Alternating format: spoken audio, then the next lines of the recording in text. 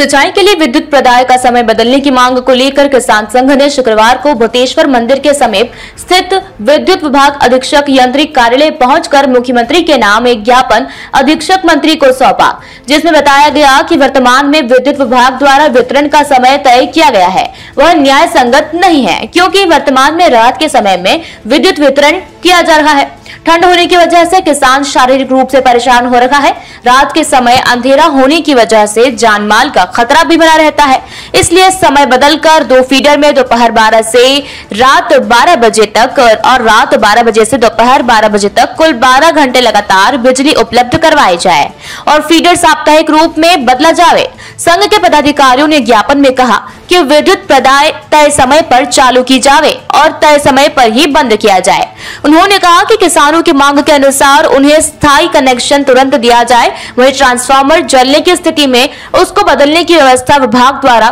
सुनिश्चित की जाए और अन्य मांगों का जिक्र भी ज्ञापन में किया गया है, जिनके शीघ्र निराकरण की मांग विद्युत विभाग के अधिकारियों से की गई है।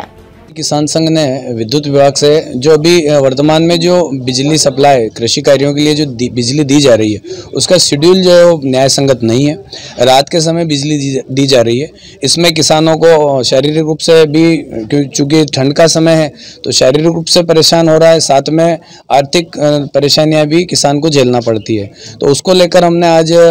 एसी साहब से चर्चा भी करी है, उनको ज्ञापन भी दिया है। उसमें हमने ये मांग करी है कि किसानों को लगातार 12 घंटे कम से कम 3 फेज बिजली दी जाए और दिन के समय में अधिकतम बिजली दिन के समय में दी जाए, ताकि रात को किसानों को सिंचाई के लिए खेतों पर ना जाना पड़े। साथ ही जो ओवरलोड ट्रांसफार्मर है उनको अंडरलोड किया जाए। उसके अलावा जो ट्रांसफार्मर जल जाते हैं वो विभाग द्वारा ही विभाग की निगरानी में उनको बदलवाने का कार्य होना चाहिए। अभी वर्तमान में किसानों को ट्रांसफार्मर उतार कर लाना पड़ता है और किसान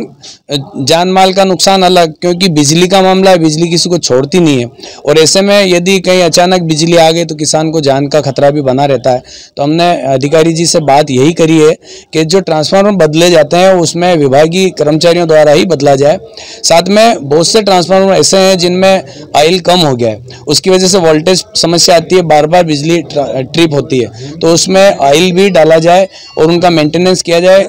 अगर ऐसा होता है तो ट्रांसफार्मर जलने से भी बचेगा, शासन प्रशासन का भी पैसा बचेगा। तो इन कुछ बातों को लेकर आज हमने